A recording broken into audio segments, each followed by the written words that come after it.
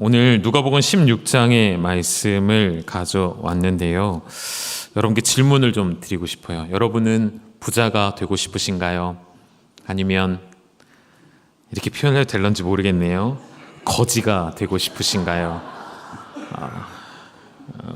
웃기는 질문이지만, 웃을 수밖에 없는 질문이지만 중요한 질문이라고 생각이 되어집니다. 여러분, 이 땅에서 부자로 살지만 영생에 누리는 삶에서는 부자의 고백처럼 이곳엔 고통이 가득하고 눈물이 가득하고 그 한 방울 물을 찍어 내 혀를 서늘하게 했으면 하는 그런 삶을 평생 사시겠습니까? 아니면 이 땅에서 비록 거지 나사로와 같은 삶일지라도 영원한 생명을 얻고 그곳에서 하나님의 자녀로 영원히 사시겠습니까? 여러분의 선택지는요, 이 땅에서도 부자로, 하나님 나라에서도 부자로. 욕심쟁이 들이시죠? 그렇게 살고 싶은 게 우리의 솔직한 본성이 아닌가 생각이 되어집니다. 근데 우리 이번에 오전에 제가 말씀을 드렸었잖아요. 우리 제자훈련하는 교회들의 모임을 칼넷이라고 합니다. 칼 공동체라고 호칭을 하는데요. 평신도 지도자 컨벤션이 있었습니다. 그래서 책자도 이렇게 만들어 주셨고, 일정들이 빽빽하게 있었고, 선택 강의도 있었고, 많은 이야기를 듣고 도전해 왔습니다. 첫 개강 예배 때 목사님이 하셨던 질문이 생각이 납니다. 우리는 어디로부터 왔고 어디로 보냄받은 사람인가? 이게 제자훈련의 정체성이라는 말이죠. 저는 여기에 조금 더 보태서 이렇게 질문을 드리고 싶어요. 세상으로부터 부름받은 하나님의 백성, 이게 이제 교회라는 공동체, 그리고 동시에 또 우리가 우리 모두 다 알고 있는 내용입니다. 세상으로 보냄을 받은 그리스도의 제자라는 것이죠. 그리고 우리가 부름을 받았고 보냄을 받은 제자인데, 더 중요한 것이 있다면 우리를 누가 불렀고 누가 보내었느냐라는 질문이죠. 누가 여러분을 제자로 부르셨고 누가 여러분을 제자 되게 하셔서 다시 세상으로 보내는가? 그 주인, 그 주인공, 그 주관자가 누구이신지를 날마다 우리는 결정하셔야 된다는 것입니다. 우리는 머리로는 알고 있지만 때때로 내가 이 땅에 부름을 받고 또 세상으로 보냄을 받은 것이 그 주관자가 내가 되는 일들이 너무나도 많다는 것이죠. 그 말은 즉, 인생에서 우리가 가장 중요하게 여기는 것들, 여러분이 가장 중요하게 생각하는 것들, 우리는 이 땅에서의 삶과 이후의 삶, 죽음 이후의 삶을 우리가 너무나도 명확하게 구별해 놓고 살다 보니 영원한 삶, 영원한 생명, 그 날들은 언젠가 그날에 닥치면, 그날이 오면 걱정할 문제지, 지금은 오늘 하루하루 먹고 사는 문제가 우리에게 훨씬 더 중요하게 여겨지니까요. 그렇다 보니 우리의 건강이 내 삶의 주관자가 될 수 있고요, 우리가 오래 건강하게 장수하는 것이 내 삶의 가장 중요한 주인이 되어 있기도 하고요, 혹은 부와 명예와 권력을 갖는 것이 여러분의 꿈과 목표가 되어서 여러분을 다스리는 자가 되어 있는지도 모르겠습니다. 솔직하게 우리 자신을 평가해 볼까요? 누가 여러분을 세상 가운데 불러내어 또 세상으로 보냈을까요?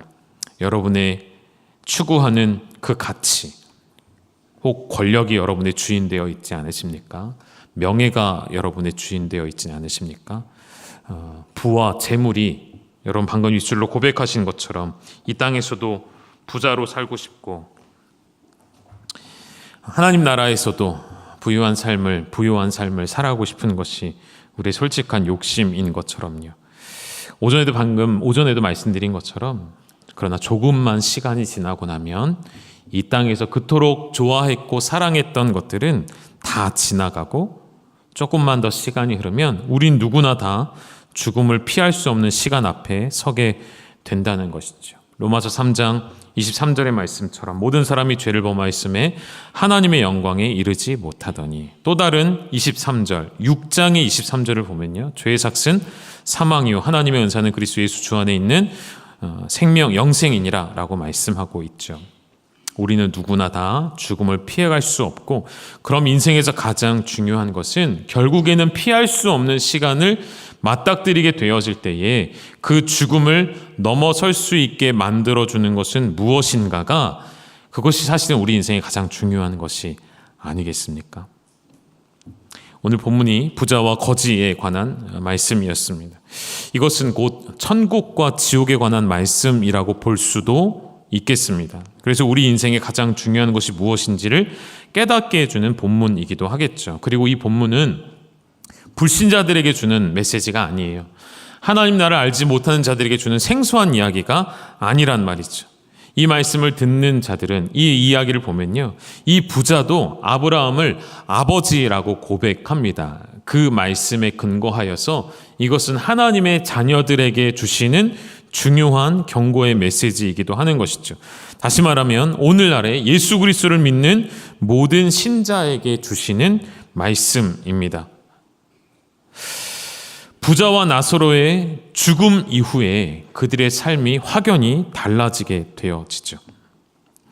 더 정확하게는 이 두 사람의 달라진 영생의 삶을 보면서 예수님은 바리새인들에게, 하나님의 백성이라 스스로 자처하는 바리새인들에게 깨닫게 해주시려는 말씀을 주십니다.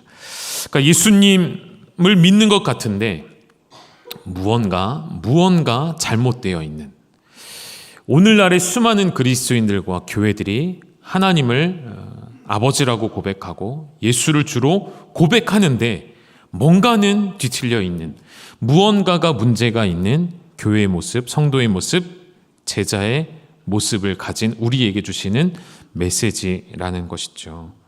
성경을 잘 알고 교회 안에 살아가지만 성경을 가르치는 교사이고 성경에 관해서는 척척 박사이지만 그보다 돈을 더 사랑하는 바리새인들처럼, 성경을 잘 가르치지만 성경보다 장로의 유전을 더 중요하게 가르치는 바리새인들과 같이 전통이 더 중요하고, 즉 성경을 들고 있지만 손에 성경을 들고 입술에는 성경의 말씀들이 가득하지만 세상에서는 인간의 도리를 더 잘 가르치는 사람들에게 주시는 메시지가 누가복음 16장의 부자와 거지로 나오는 이야기라는 것이죠. 예수님은 명확하게 보여주십니다. 천국이 어떠한 곳인지, 그리고 지옥은 어떠한 곳인지. 여러분, 천국은 어떠한 곳일까요? 16장 25절에 보니까 아브라함이 이르되 예 너는 살았을 때에 좋은 것을 받았고 나사로는 고난을 받았지만 이것을 기억하라 하죠. 25절에 이것을 기억하라 하고 두 가지를 이야기합니다. 이제 그는 여기서 위로를 받고 너는 괴로움을 받느니라. 이 생에서의 삶이 끝나고 나면 거기서 너는 반드시 기억할 것, 나사로는 위로를 받고, 천국은 어떤 곳이라고 설명하시는 거예요? 능히 우리를 위로해 주시는 곳이죠. 이 땅에서 비록 개들이 와서 상한 데를 핥어내는 그러한 수모와 수치를 당할지라도 하나님 나라에서는 높임을 받고 위로받게 되어지는 하나님의 나라가 그러한 곳임을 이야기합니다. 반대로 괴로움도 기억하라고 이야기합니다. 지옥은 어떤 곳일까요? 고통과 아픔이 끊이지 않는 곳임을 이야기하죠. 다시 천국은요, 반대로 고통이나 아픔이 없고 죽음과 이별이 없고 고통의 눈물을 닦아주시는 곳이죠. 새 하늘과 새 땅이 도래하고 그 나라에서 살게 되어지는 하나님의 나라. 지옥은 끊임없이 불이 타오르고 그런 고통 가운데 있음에도 죽지 않고 고통이 지속되어서, 여러분 정말 깊은 갈증을 느껴보셨습니까? 물 한 모금만 마셨으면 하는 갈증, 물 한 방울만이라도 내 혀에 닿았으면 하는 것이 이 부자의 마음이었던 것만큼 지옥은 우리의 상상 이상의 곳이 되는 것이겠죠. 또한 지옥에는요, 기회가 없는 곳입니다. 더 이상 오갈 수가 없는 곳이라고 오늘 설명해 주고 있죠. 그래서 부자가 한 가지 요청을 하죠. 무엇입니까? 나사로를 다시 세상으로 보내서 아직 이곳에 오지 않은 내 형제 5을 제발 이곳으로 오지 않게 해달라 할 때 거절당하죠. 선지자들이 그들에게 이야기할 것이다. 이 땅에서 하나님 말씀을 듣지 않으면 이미 그것은 소용이 없음을 이야기하는 것이죠. 사랑하는 여러분, 예수님을 믿는 자는 인생에서 무엇이 가장 중요한지를 아는 사람이라고 말씀을 드리고 싶어요. 성경에 수많은 사람들이 부와 명예를 가지기도 하고 혹은 가난하여 궁핍하여 살아가기도 합니다. 그러나 성경은 결코 그것을 기준으로 삼고 있지 않습니다. 그것을 결코 가장 중요한 우선순위에 두지 않는다는 것이죠. 그 사람이 어떠한 삶을 살아가는지 평가할 때 그가 많이 가졌는가, 적게 가졌는가, 건강하게 살았는가, 질병을 얻었는가, 그것을 중요하게 보지 않는다는 것이죠. 아브라함, 이삭, 야곱은 부자였습니다. 여러분 좋아하시는 부자였습니다.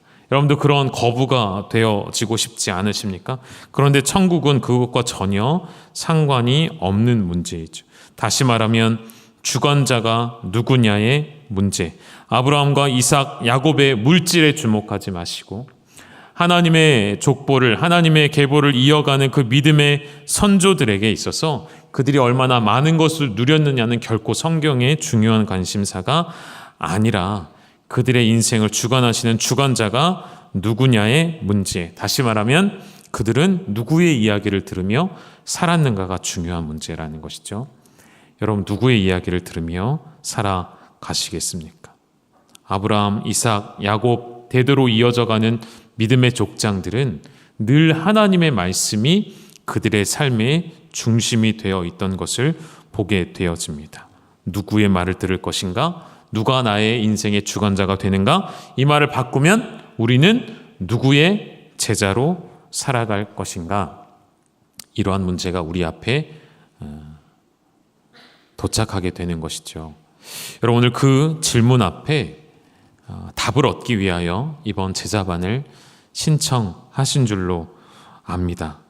함께 잠시 후에 특송도 하시고 서약하는 시간도 가지실 텐데 여러분 하나님의 말씀을 내가 알고 있는 것이 결코 우리의 교만이 되지 않았으면 좋겠습니다. 아브라함의 반대편에 있는 사람들은 가난하거나 없는 사람들을 지칭하지 않죠. 교만하여져서 하나님을 필요로 하지 않는 사람들을 지칭합니다. 아까 부자가 아브라함을 아버지라고 불렀다고 이야기했잖아요. 우리말로 좀 바꾸면 예배도 열심히 드리고 봉사도 열심히 하고 남을 잘 대접하기도 합니다. 이렇게 제자 훈련도 기꺼이 와이프가 들어오자고 해서 들어왔거나 교역자가 10번을 이야기해서 들어오셨거나 상관없이 제자반도 들어와 있고 열심히 합니다. 그런데 문제는 무엇이라고요? 제자 훈련을 아무리 하셔도 우리의 마음이 높아지고 교만해져서 하나님의 말씀을 나에게 필요한 것으로 여기지 않으면 그 모든 신앙은 다 헛것이 되어 버린다는 것이죠. 이것이 바로 바리새인들의 특징이었고 이 비유를 들어야 하는 바리새인에게 주시는 예수님의 마음이셨다는 것이죠. 말씀이신 예수님을 그들 앞에 눈앞에 두고도 그토록 기다린 메시아를 눈앞에 두고도 그들은 주님을 볼 수가 없었습니다. 믿음은 들음에서 나죠. 들음은 어디서 나옵니까? 예수 그리스도의 말씀에서 나오는 것이죠. 그 말씀을 가볍게 여기면 그 누구도 제자 훈련, 난 예수님의 제자다라고 말할 자격이 없다는 것이죠. 이번에 이 목자 컨벤션에 갔더니 깜짝 놀랄 만한 일이 한 가지가 있었습니다. 여러 가지 은혜로운 시간 만들어주시고 유명한 우리나라에 내노라 하는 성악가들이 마지막에 이제 무대를 마무리해 주시면서 막 찬양을 또 해주시기도 했거든요. 막 음악회에 온 것 같은 느낌이었어요. 그런 것도 있었고요. 맛있는 식사도 있었고요. 다 너무 모든 시간이 행복하고 좋았습니다. 그런데 그 중에 딱 한 가지 기억에 남는 걸 꼽으라 한다면 저는 뭐였냐면 강의도 좋았고 설교 말씀도 너무 좋았고 다 좋았는데요. 뭐였는지 아세요, 여러분? 우리 목사님들 혹시 한 가지 머릿속에 남는 것 기억 안 나십니까? 성경을 암송을 하는데 그 새로남교회 사역반을 하신 분들이 둘이 나오셔서 형제 둘입니다. 제가 볼 때는 한 3, 40대 정도밖에 안 된 형제 둘이 나오셔서요. 로마서 8장을 랩으로 외우는데요. 저는 놀라운 도전을 받았습니다. 정말 와우였습니다. 와우.